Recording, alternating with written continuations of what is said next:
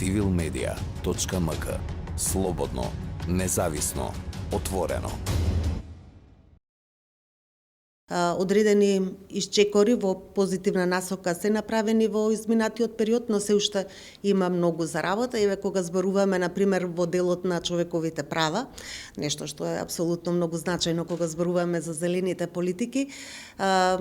одлично е што се усвои новиот закон за заштита и спречување од дискриминација, се формираше професионална независна комисија за спречување и заштита од дискриминација која еве веќе гледаме дека добро си ја обавува својата функција и се враќа, да речам, довербата на граѓаните во оваа институција, но се уште кога зборуваме генерално од аспект на почитување на човековите права, гледаме секојдневно дека се прекршуваат правата на човековите права на луѓето, на граѓаните, и она што мислам дека е клучно во тој сегмент, еве особено кога зборуваме на пример за правата на маргинализираните заедници, на пример на ЛГБТ и луѓето, на ромите, па ако сакате и на жените. Јавноста е сведок на пример интензивен говор на омраза, кој што особено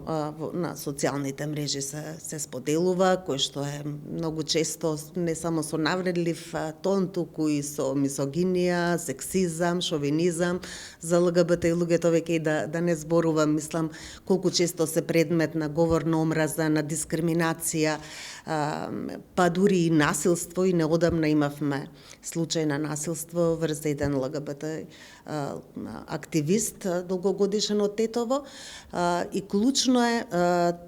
овие дела да бидат дела од омраза, да бидат препознаени и соодветно санкционирани од институциите, со обвинителство, судство и така натаму, за да се прати една јасна порака дека